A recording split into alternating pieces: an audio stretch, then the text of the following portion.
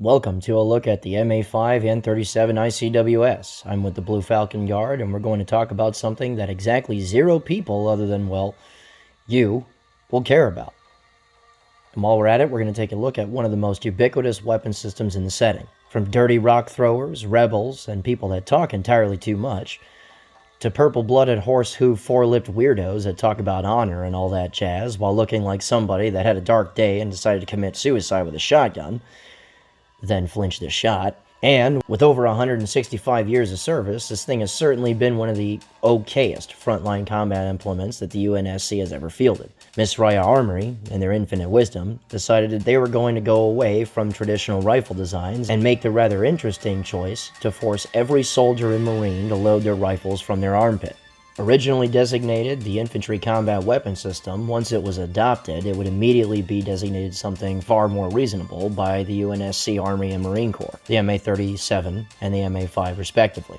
Each service made their own iterative changes and follow-up designations to the thing, but as far as standardization goes, here's the technical crap that has remained constant.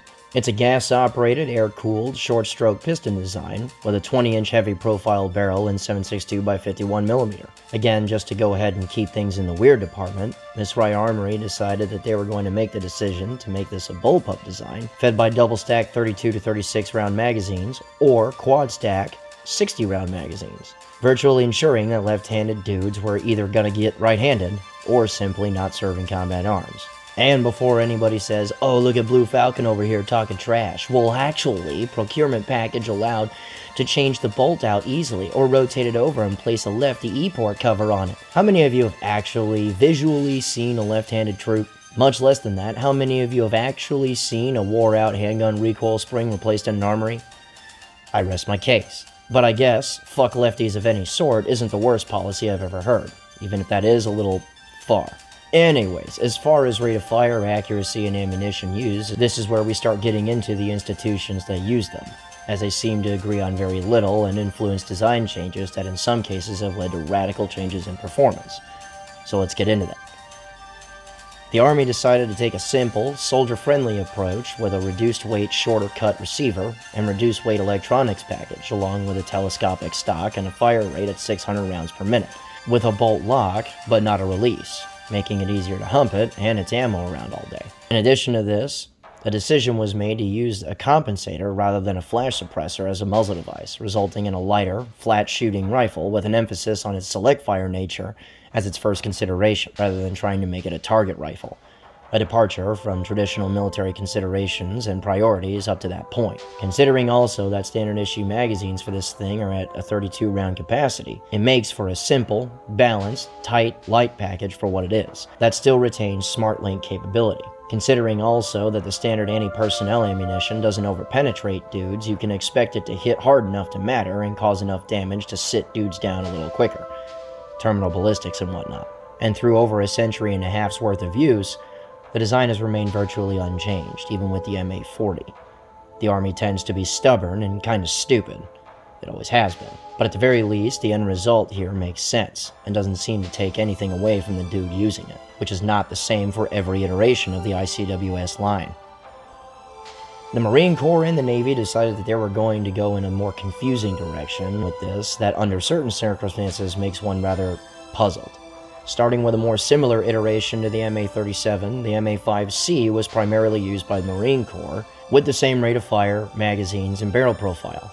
The differences, however, between the 37 and the 5C are still rather significant. Opting for a reinforced rather than a cut-down receiver, a much more robust electronics package, a lack of a telescopic stock, and no muzzle device at all, this thing is significantly heavier than the MA37.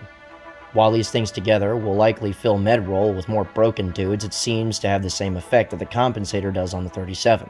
Under automatic fire, this iteration of the series seems to shoot as flat, if not flatter, than the lighter MA37, and seems to retain its accuracy fairly well. It's no secret that the Covenant, and similar factions to it, seem to prefer their gunfights as close as possible so that an opponent can't react to the disadvantages of nearly all their weapons, of which would be very slow muzzle velocities and in-flight plasma burn-off, with thick hides, shielding, and fairly resilient combat harnesses allowing them to close the distance unless met with stiff enough resistance. To counter this, we see infantry of all varieties using this rifle to force a stall in their progress, strip shields, and greatly reduce how effective they can be at the outer edges of close range to medium range combat, stringing out attacks and forcing stupid decisions before the main assault comes. But the real puzzling change to this rifle seems to be with its moving components. Like the MA37, the 5C has a non-reciprocating charging handle, but the rifle does not have a passive magazine follower-induced bolt catch feature like the MA37 does. Instead, the electronics package in the rifle detects when the end user presses the magazine catch button and responds by automatically locking the bolt to the rear on its own. This mimics the bolt lock feature that the MA37 has, but makes significantly less sense in both parts complexity and application. You see, this applies to whether or not the magazine is empty or if there is a round in the chamber, which means a Marine trying to simply top off his rifle after a shorter engagement or before an assault will involuntarily lose a round every time he does so. So, much like the Marine Corps itself, it wears on your body for no reason, constantly steals from you, and doesn't trust you to perform the simplest, most basic actions. Matter of fact, this rifle is perfect. Moving on. Next, we have the Navy project that both shipboard crewmen and Naval Spec War put together, the MA5B. This thing is rather interesting, to say the least. Designed nearly at the same time as the MA5C, the 5B decided to narrow its focus to close-range engagements that exist in tightly confined spaces. While it closely resembles the 5C, the 5B shares very little with it. The Navy, in this case, decided that they were going to use the heavier receiver and electronics package that the 5C does, because what they were about to try and do to it would shake apart an MA37 receiver. They also made the decision to really drill those gas ports nice and wide and open up the rate of fire to a staggering 900 rounds per minute, essentially making it an ancient MG3 without a tripod. The magazines were changed to a quad-stack variety rather than a double-stack magazine, boosting its capacity to 60. And as if this wasn't terrifying enough, the ammunition was changed as well. Mindful of the fact that the rifle wasn't going to cause real structural damage to a titanium A-plated vessel, as well as the fact that repelling shipboarders needed to be a particularly nasty business in order to succeed under bad circumstances, these people decided to sniff the entire line and make AP, or armor-piercing ammunition, standard. In the correct hands, this thing doesn't just fuck that guy in particular, but half the squad behind him in the hallway that he thought was clear a second ago. The 5B was an absolute favorite in Naval Spec War, to the point where it was iterated on further by the MA5K experiment. This pile of meth with an ejection port kept all the previous features of the 5B, but was now shorter, lighter, minus most of the electronics package, and it was absolutely insane from the word go. So much so that the only people that could use this thing worth a damn were trained on the 5B from childhood after being stolen from their parents, and augmented with enough drugs and power armor to flip fucking vehicles that were rolled over, including tanks. The 5B is, in short, a goddamn monster. And in the right hands of even a small team, proper coordination keeps exceptionally lethal continuity of fire so extreme that past engagements have recorded devastating success against even the Flood. But before we heap praise and affection on this focused performance gain, I'll say this. This deliberate and focused approach has its cost, as most focused approaches are. The increased rate of fire is arguably far outside the design's ability to handle, and leads to particularly poor barrel harmonics and heat drift, making this thing significantly less accurate as a result, to the point where it's regularly expected to see accuracy nearly identical to the M7 caseless submachine gun that we have in service. As a result, in the hands of most, you end up with an overall far slower rate of fire, because the physical capability of the user is not enough to tame its incredible recoil, forcing very short bursts, because as previously stated, the thing is damn near an ancient MG3 in a shoulder-fired rifle. Worse still to a point is the quad-stack magazine. While it works reliably, there's a catch to increasing capacity. It's just about impossible to insert on a closed bolt, which means that if you plan on topping this thing off, you will have to lock the action to the rear yourself, ejecting that round. Also, there is no auto-detect or assist, which makes the reload on the 5B the slowest in the line by far. Because of course, 500 years removed from it, Navy commandos are still obsessed with MP5 reloads. Also writing books. Yeah. Even worse, using over-penetrating armor-piercing ammunition rather than the Army and Marine Corps ball ammo leaves a lot to be desired in the terminal ballistics per round department. Ice picking being a regular result of 7.62 by 51 AP, there's a tendency for this to require more hits on an individual to sit the stubborn bastard down, especially if that stubborn bastard is of the Satan-footed squid-faced variety. In short, it's relatively poor accuracy with a round that is real great at piercing rather than nosing over, tumbling, and fragmenting inside a guy, which under normal circumstances would cause softball-sized exit wounds. Heavy recoil and extreme rate of fire make it a death sentence for those that are not well trained with it. And also, an unintentional consequence of its similarities to the 5C is that they look nearly identical and share magazine compatibility. So imagine being a fleet marine scrambling to repel boarders and you happen to pick up someone else's rifle that ain't the same as yours.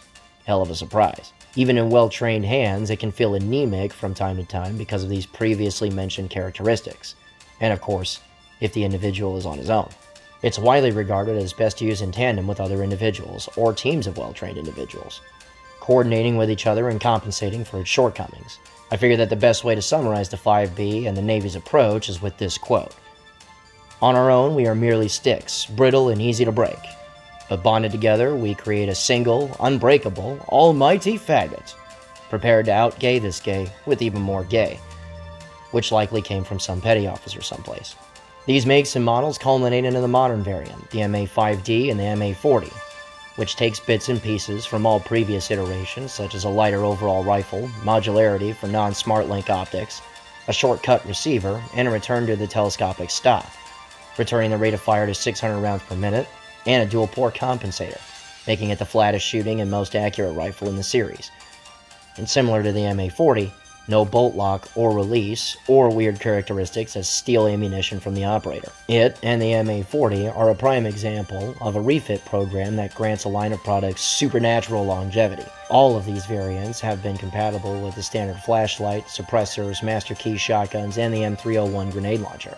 Suppressors being rare, even with special operations, because reasons. The master key shotgun going the way that every other attached shotgun has, away, and the grenade launcher being relegated to a dustbin because of Miss Raya's proclivity to have their grenades explode on soldiers and Marines for no real reason. This certainly isn't the finest battlefield implement ever devised, nor is it terribly flexible, noteworthy, or really anything special. What it is, though, is unusually strong, unusually tough, reliable enough, and effective enough for that not to matter. With solid training and tactics, its issues usually don't hold it back enough for those using it to beat the brakes off the dudes on the other end of it to be negatively affected by its performance. And the fact that it's been around so long means that you have generations of warfighters that have learned how to use it well, which means there's no shortage of experience, competency, and intensive battlefield study revolving around it. And the fact that it has indeed lasted this long through this much constant war certainly says something. I appreciate you taking the time to listen to me ramble about this kind of stuff. I'm still learning here, and I'm interested in hearing what you've got to say. Especially since I had to take a few liberties in order to make the goofy shit that happens in these games work in a more realistic way. So if you stuck around for this long, let me know what you thought about this. It means a lot. That's all for now. Thanks for watching.